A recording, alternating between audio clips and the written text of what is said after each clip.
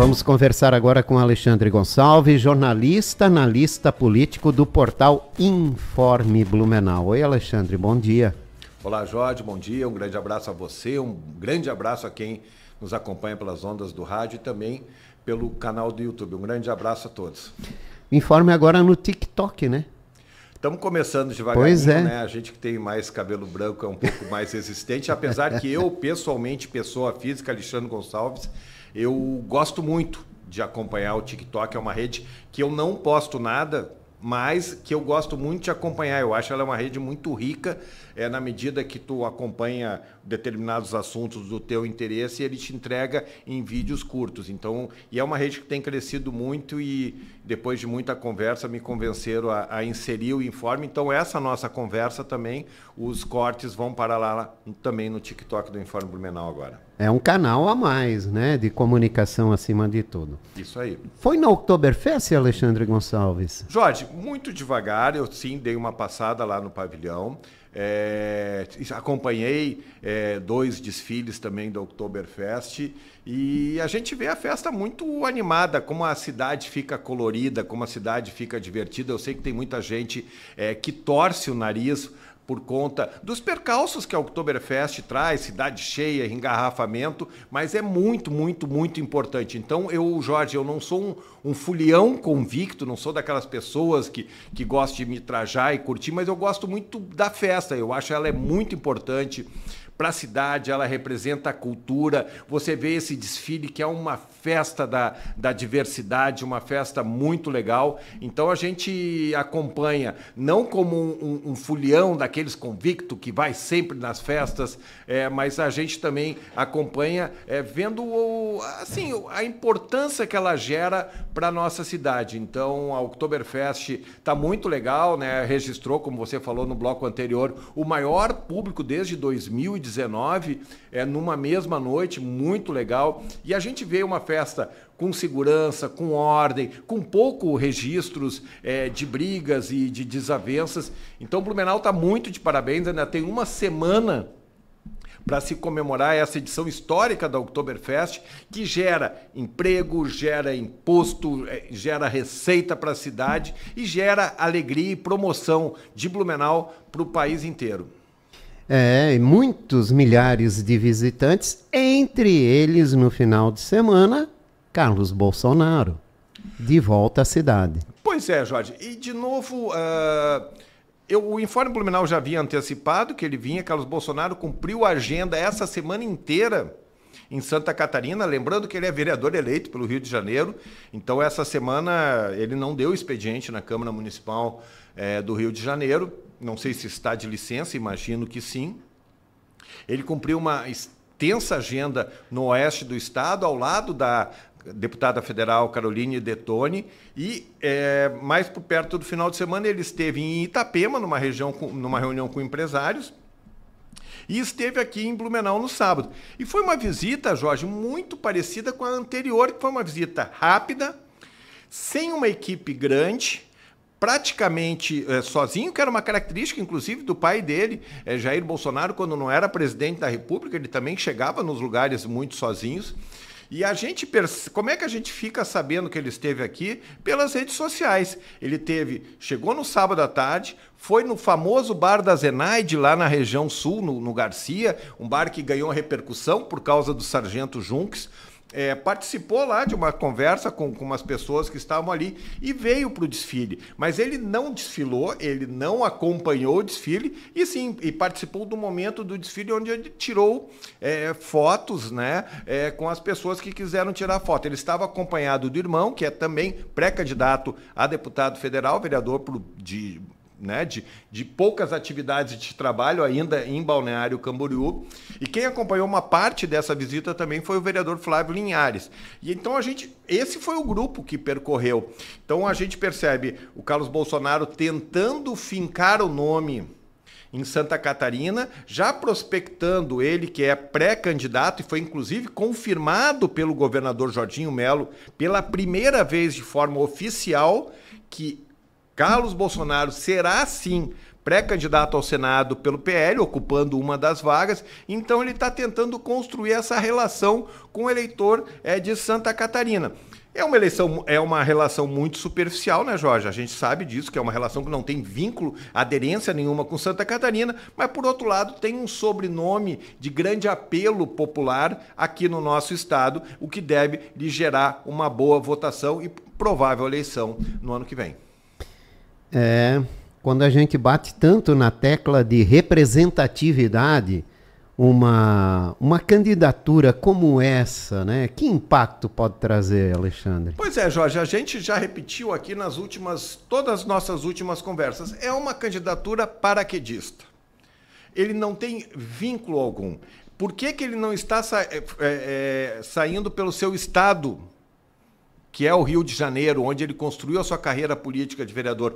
Porque lá os acordos do pai dele, o ex-presidente Jair Bolsonaro, já estão consolidados e amarrados.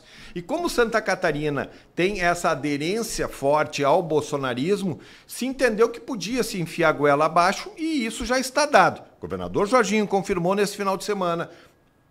O pai, o ex-presidente Bolsonaro, já disse que o filho dele é candidato e vai ser. Qual vai ser a relação dele com Santa Catarina? Quais são as propostas dele? O que ele conhece sobre os gargalos do nosso estado? Sobre as potencialidades que Santa Catarina... Quais são as demandas que mais precisam? Ele não conhece e não vai estar interessado. Ele está construindo uma candidatura que lhe garanta ser mais um na tropa bolsonarista dentro do Senado, que esse é o projeto da extrema-direita em Santa Catarina. E aí o eleitor... Ele é soberano, não tem como criticar o eleitor, ele tem o seu papel. O nosso papel enquanto agente de comunicação e comunicador social, Jorge, enquanto essa eleição não está dada, bater sempre na mesma tecla. O que ele vai atrair para Santa Catarina? Ele, o Carlos Bolsonaro e a família Bolsonaro, está legislando em causa própria, a gente sabe disso. Agora, o eleitor tem que saber que o seu voto ele tem que ter um resultado prático do ponto de vista de atrair benefícios para o nosso estado, para o estado onde o eleitor mora. E é isso que ele tem que tentar entender o que está acontecendo. Imagina, esquece que seja o Carlos Bolsonaro, filho do ex-presidente. É uma pessoa que não mora no estado, não tem relação, não tem um imóvel, não tem nada, que vai sair como se fosse, vai botar a camisa de Santa Catarina e vai dizer, eu quero ser seu representante. Então, provavelmente ele vai ser eleito, como eu já afirmei, mas o eleitor tem uma responsabilidade muito grande. Nós, Jorge, como comunicadores sociais, nós vamos respeitar a escolha do eleitor lá na urna no ano que vem, como deveria ter sido respeitado o resultado da urna na última eleição que tivemos de presidente, de deputado, como um grupo não respeitou. Mas agora, nosso papel é estar sempre apontando essa distorção que é a candidatura de Carlos Bolsonaro pelo estado de Santa Catarina. Depois, quando ficar parado lá na BR-101 durante o verão, lembre-se disso, né? E certamente o Carlos Bolsonaro não vai ficar parado, porque ele não vai vir para cá. E se vier, vem por cima, né? Por aí. Ou de jet ski. Bom, o Alexandre, o Jorginho Melo se encontrou com Jair Bolsonaro, né? Confirmou... Vai se encontrar com Jair Bolsonaro, já confirmou Carlos Bolsonaro como candidato a senador pelo PL catarinense e divulgou que o candidato a vice na chapa para o ano que vem vai ser indicado pelo MDB. Como é que você imagina uma conjuntura do PL para essas eleições do ano que vem na majoritária aqui em Santa Catarina, hein? Jorge, o cenário, esse cenário pré-eleitoral está muito interessante. E o que aconteceu esse final de semana é que o Jorginho cravou duas peças na majoritária dele, que já tem ele próprio, ou seja, a majoritária tem 4 espaços. Governo, vice e 2 espaços ao Senado. Sim. Ele está dizendo que, ele é o candidato à reeleição, ele está dizendo que uma vaga é do MDB e ele está dizendo que a outra vaga é de Carlos Bolsonaro. Então, só resta uma vaga. E para quem essa vaga? Vai ser para a deputada federal Caroline Detoni, que tem percorrido o estado de mão dada com Carlos Bolsonaro para divulgar a dobradinha deles? Ou vai ser para tentar trazer mais um aliado, no caso, o atual senador Espiridião Amin, que é candidato à reeleição. Esse é o grande dilema. Então, o Jorginho poderia ter dito que a Caroline estaria no páreo, mas ele não disse. Ele disse que é uma grande amiga, que ela pode ser candidata ao que quiser, mas não cravou o nome dela. Tanto a Caroline Detone quanto o Espiridião Amin já foram fazer a tal da visita humanitária para o ex-presidente Bolsonaro, que nada mais é que uma visita de articulação política. Vamos e venhamos. Como vai ser do governador Jorginho Melo? O governador Jorginho Melo vai a Brasília na quarta-feira e se reúne com o presidente. E como uma pessoa já me comentou, ele provavelmente mais vai ouvir do que falar, vai ver o que o presidente pensa e vai costurar, vai deixar em fogo, em banho-maria, essa segunda vaga para ver o que se acerta, o que não se acerta. Uma situação interessante nessa possibilidade do MDB ser vice de Jorginho, a gente percebe nas articulações da eleição nacional, o MDB é forte candidato a vir a ser vice numa provável chapa encabeçada pelo presidente Lula à reeleição. Então, com o senador Renan, com o ministro do Transporte, o Renan Filho, ou com o próprio Jader Barbalho, o Helder Barbalho, filho do ex-senador Jader Barbalho. Então o MDB está acenando que pode ser vice numa chapa do Lula. E aí, provavelmente, esse vice aqui se implode. Porque se acontecer então do MDB, vai ser muito difícil você justificar. Então é o momento de você colocar as cartas na mesa e ver a reação do eleitorado e dos aliados. A conversa da quarta-feira com o ex-presidente Jair Bolsonaro, que é o presidente de honra do PL no Brasil, o governador Jorginho Melo é o presidente do PL em Santa Catarina, vai ser para desenhar esses cenários. Eu duvido que saia com uma decisão. E essa questão do Jorginho ter anunciado também o MDB, também é uma posição para mexer com os brios do MDB e dizer assim, bom, mas vocês também têm que ter essa preocupação de trazer uma coerência para a chapa. E o Partido Novo, Alexandre? O Novo já vislumbrou, né, uma possibilidade até de uma candidatura ao Senado. Mas aí tinha que ter uma articulação com o apoio junto ao governador Jorginho Melo, né? Pelo menos essa era uma tendência lá atrás. Ainda se mantém ou... Como também... Jorge, foi uma tendência lá atrás por conta de sinalizações do prefeito de Joinville, Adriano Silva, que fez algumas menções positivas ao governador Jorginho Melo. O Jorginho, inclusive, chegou a levar ele para uma viagem para o exterior. No exterior, a mesma viagem que foi o prefeito de Blumenau, Egídio Ferrari. Por outro lado, vale lembrar que na eleição municipal de 2024, o Novo estava junto com o PSD. Então, hoje o Novo está numa posição ruim. Não tem candidato a governador.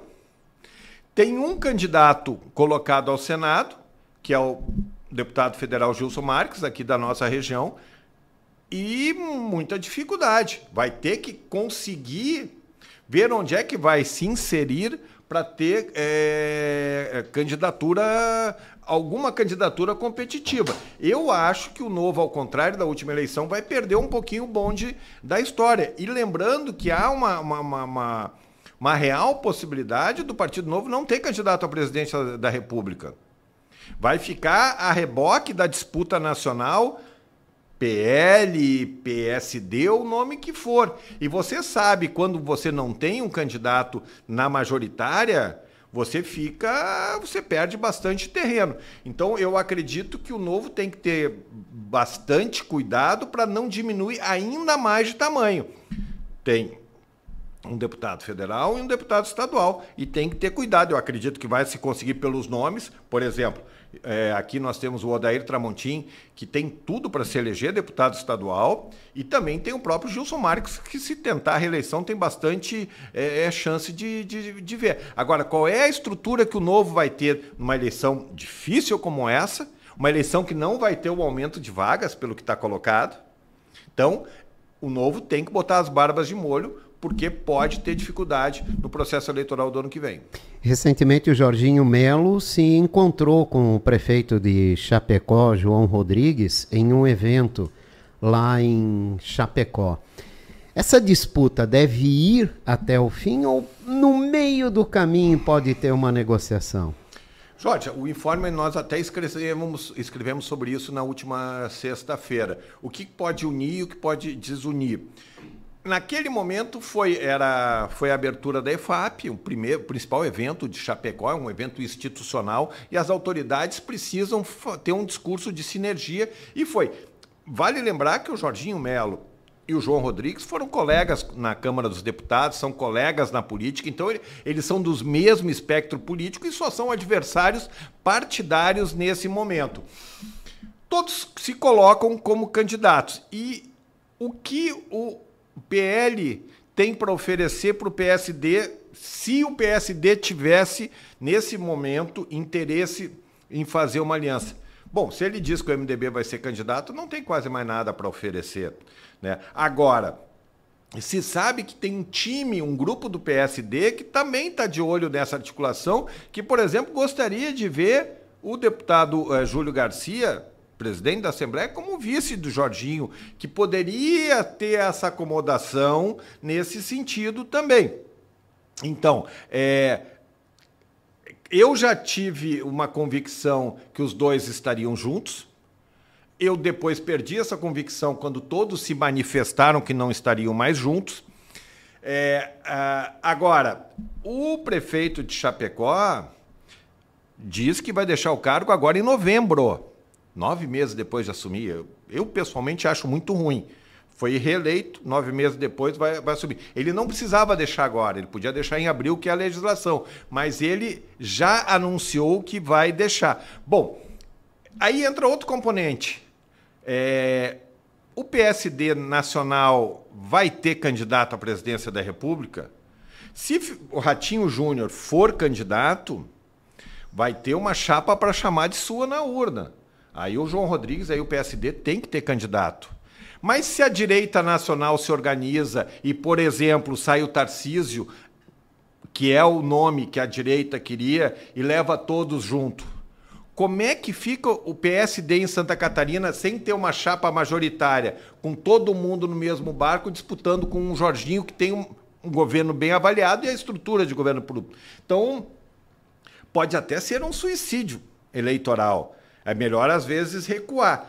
Um fato novo que uma pessoa me lembrou na sexta-feira, que pode ser a solução salomônica, mas aí é muita conjectura sem pontos definidos, é que ainda há uma pendência, ainda há uma espada na cabeça do senador Jorge Seife, que ainda precisa ser julgado sobre o crime que ele responde no TSE de possível abuso de poder econômico. Esse julgamento, se por acaso der contra ele, ele perde o mandato e é provável uma eleição suplementar. Essa eleição suplementar seria uma solução muito boa para muita gente, que o João Rodrigues poderia entrar nessa vaga do Senado. Foi o que uma pessoa me lembrou. Mas aí é o si. Conjectura em cima de conjectura. Só que o caso do PSD, então, ele está muito vinculado à questão nacional também, né? Como eu falei, se não tiver um projeto, por exemplo, um Ratinho Júnior liderando uma chapa, fica difícil de tu conseguir ampliar a tua votação. A tarefa do PSD é muito difícil, porque vai concorrer com o Jorginho Melo, que é um governo, como eu disse, bem avaliado, tem suas dificuldades, mas ele é bem avaliado e tem toda essa estrutura e essa composição, além de ser o 22 do bolsonarismo. Vamos falar um pouco agora aqui sobre Blumenau. Essa conjuntura toda ainda vai ter muita coisa, muita água para rolar embaixo dessa ponte. Muito. Até o ano que vem, né? Bom, Alexandre, por aqui, uma nova pedalada do SBLU demonstra que o governo se fortaleceu no legislativo. Vamos lá. Não é só uma nova pedalada, Jorge. É uma pedalada e uma repedalada numa situação muito que a gente nunca viu até o momento. Ele parcelou os débitos e reparcelou débitos pendentes a perder de vista. Numa situação que mostrou, sim, força na Câmara, mostrou sua maioria, mas perdeu mais um vereador da base. Perdeu mais um vereador da base, que é o Bruno Cunha. Então, o Bruno Cunha votou contra esse projeto. O Bruno Cunha, na mesma semana que ele votou contra esse projeto, ele teve 5 ou 6 indicações suas exoneradas dos postos na prefeitura, jogando ele diretamente para a oposição. O Bruno ainda tem a indicação de um secretário, o secretário da Família, que pode sair nos próximos momentos, e é bem provável que saia. Então, sim, o Executivo mostrou força porque conseguiu a maioria, os 8 votos. Agora está claro que tem 3 vereadores francamente de oposição. Os 2 do PT e o professor Gilson. Tem o Ailton de Souza, que só vota em caso de empate. O Ito, presidente, que está brigado com a administração municipal, é do PL, mas está brigado. 4.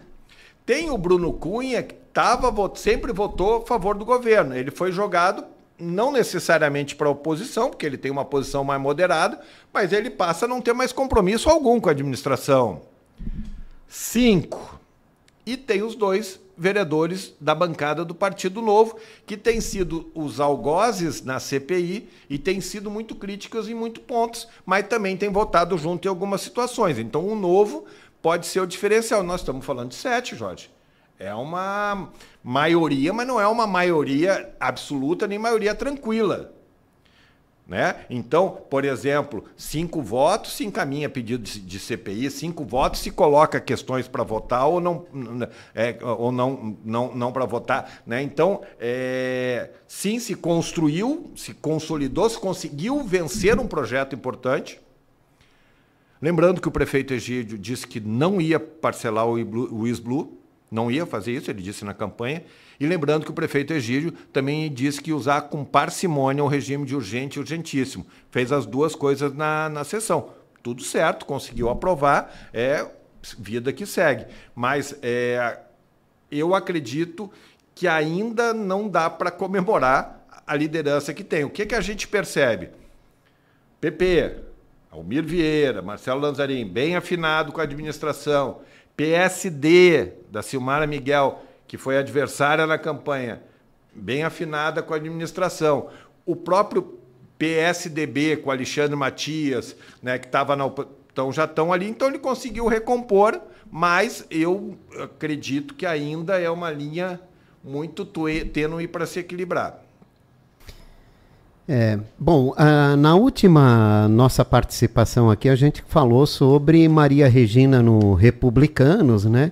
Estava praticamente certo, agora já tem até uma oficialização essa sexta-feira, se não me engano, desse ingresso no Republicanos, né?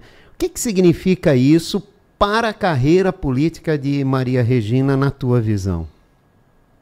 Primeiro que ela, pela primeira vez, ela sairá do PSDB, partido que ela formou a sua trajetória política e de vida.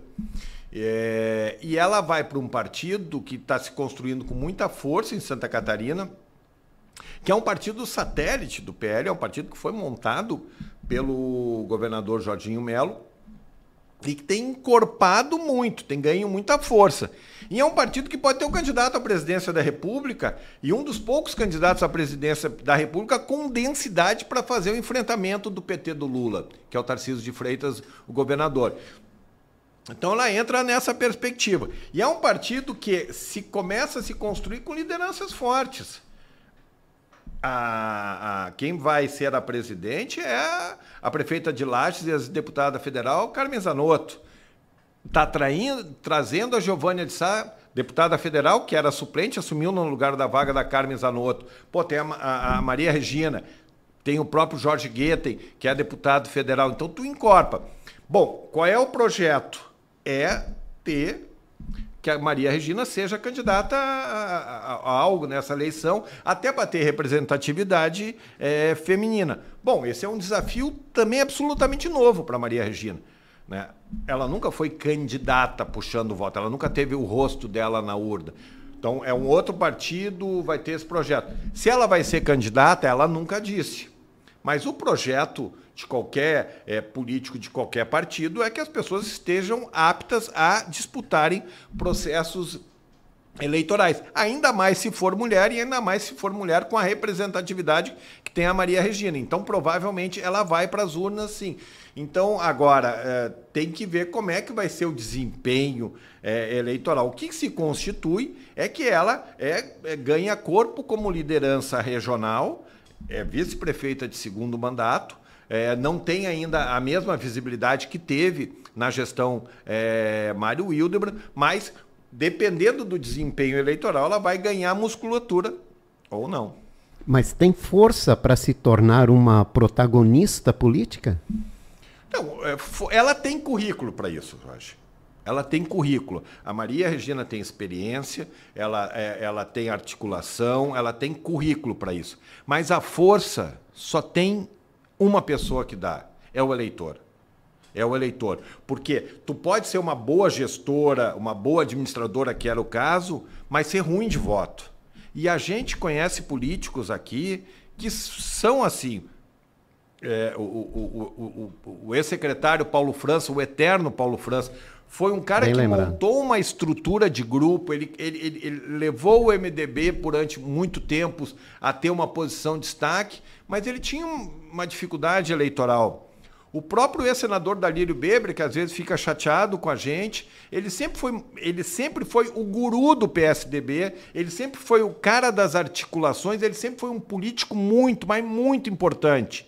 Mas ele só ocupou o Senado por conta da morte do Luiz Henrique, que ele era suplente. Então, ele já foi candidato a deputado, foi candidato a prefeito e teve uma votação pífia. Isso desmerece ele? Não, Jorge. Não desmerece. Ele é um dos políticos mais importantes. Ele foi um senador ótimo para Santa Catarina. Mas é a realidade de não conseguir angariar os anseios do eleitor e trazer esses votos para ele. Isso é uma realidade, uma coisa é uma coisa, outra coisa é outra coisa, e elas não se excluem. Não é porque tu não consegue ter os votos necessários para ocupar um cargo que tu é um mau administrador, tu é um mau gestor, tu é um mau político. Agora, claro que se você não tem o referendo das urnas, tu diminui o teu protagonismo e o teu espaço. Bom, o deputado Ivan Nats, também a gente já comentava aqui, né, sobre essa disputa difícil que é chegar a desembargador em Santa Catarina pela OAB. E o deputado Ivan Nats entrou na lista sextupla da OAB para a vaga de desembargador. Com uma boa votação. Com uma boa votação. E agora depende aí da análise, né, para ser indicado ou não entre os três para o governador Jorginho Melo. O desafio do Ivan Nats era tentar estar entre os três mais votados. Porque se ele tivesse uma votação que colocasse em quinto ou sexto, ia ficar difícil sensibilizar os desembargadores. Ele foi o terceiro mais votado, com uma diferença pequena para o segundo. Agora, resta saber, porque, se eu não me engano, eles ainda passam por uma espécie de sabatina, ainda eles vão responder algumas perguntas, e como é que os desembargadores vão receber isso? Está colocado, sinalizado mais de uma vez pelo governador, que se ele conseguir avançar para a lista tríplice, que precisa ser chancelada por um nome, pinçado um nome, pelo governador Jorginho Melo, que tem a última palavra, está sinalizado que se Ivan Nats estiver nessa lista, ele vai ser o desembargador. Agora, então ainda falta os pares, os futuros pares. Então resta saber qual é o pensamento que eles têm. O Ivan Nats tem defendido que ele é o representante da advocacia do interior na disputa contra a advocacia da capital, que sempre teve predominância. Então agora aguardar o passo do TJ, a coisa se afunilou, mas eu acredito que o fato dele estar entre os três primeiros nomes o colocam, o cacifam muito para ele estar na lista tríplice. Então é mais vencendo essa etapa, provavelmente será indicado o novo desembargador. É o que indica. mas tem que chegar ali. Não é fácil. Bom, Alexandre, os deputados estaduais vão ter mais dinheiro para distribuir em emendas parlamentares do ano que vem. Quase dobrou, são 20 milhões de reais que cada deputado poderá distribuir. E em um ano eleitoral, né? O que representa isso? Olha, Jorge, faz parte do jogo, Jorge. Isso vale para deputado estadual, vale para deputado federal. Se tentou fazer, vira e mexe, se tenta fazer aqui para vereador. O próprio vereador Ito tentou fazer naquela discussão do duodécimo, tentar amarrar a destinação. Tem gente que torce o nariz para a questão das emendas. Por outro lado, as emendas são os instrumentos importantes de se obter recursos para destinar às áreas mais importantes, menos importantes. Então, ele é um instrumento legal, portanto, legítimo, que acontece. E por que isso acontece? Porque tem um volume grande de dinheiro que acaba voltando para o executivo, então se faz essa discussão. Então, se eu não me engano, ano passado foram 12 milhões, nós estamos falando de 20 milhões, e aí o deputado tem uma cota X, se eu não me engano, 30% ou 40%, que tem que ser destinada em projetos da área da saúde, e aí o resto você destina em outros lugares. Então tem que ver onde os deputados vão canalizar esses investimentos. Os investimentos não são necessariamente somente para Blumenau. Tem investimentos maiores, tem investimentos menores. Então tem alguns que preferem aportar uma quantidade de recurso maior por um serviço maior. Outros preferem pulverizar isso em diferentes frentes. Então é um instrumento que tem, é uma barganha que tem. E aí é preciso ver quando essas emendas começam a ser liberadas no ano que vem para ver qual é o impacto que tem. Mas, obviamente, é um impacto importante, porque quem é beneficiado diretamente por essa emenda também já tem um pré-candidato em potencial. Exatamente. E são 60 milhões pelos nossos 3 representantes aqui do Médio Vale, né? O Ivan Nats, Marcos da Rosa e Napoleão Bernardes. Interessante a gente lembrar isso, e aqui não é uma crítica, mas a gente precisa registrar. Nós perdemos um deputado, que é Egídio Ferrari, que virou prefeito. Em tese, nós estamos falando há pouco do Ivanati, nós vamos também diminuir. Nós estávamos com 4 deputados estaduais, que era um número relativamente razoável, 10%. Agora, é preciso que o eleitor também se conscientize, que em 2026 dá importância também da gente pensar no voto regional. Eu não acho que o voto regional é obrigatório, é uma sumidade, mas é preciso que a gente reflita sobre isso, e vão ter muitos bons candidatos, a deputado estadual também como a federal. É importante que o eleitor pense quem é que pode trazer recursos para a nossa região. E aí eu vou falar de novo, eu vou votar no Jair Renan, lá de Balneário Camboriú, que nem sabe qual é as coisas ou o que eu vou querer, né? Então isso é a reflexão. Então tem políticos bons que vão ser candidatos à reeleição, tem políticos novos que vão ser candidatos à eleição, que o eleitor pense com muito carinho nessa questão. Alexandre Gonçalves, obrigado mais uma vez pela participação aqui na nossa programação. Jorge, obrigado a você, obrigado também a paciência de quem nos acompanha. Uma boa semana a todos. Alexandre Gonçalves, jornalista e analista político do portal Informe Blumenau, conversou com a gente.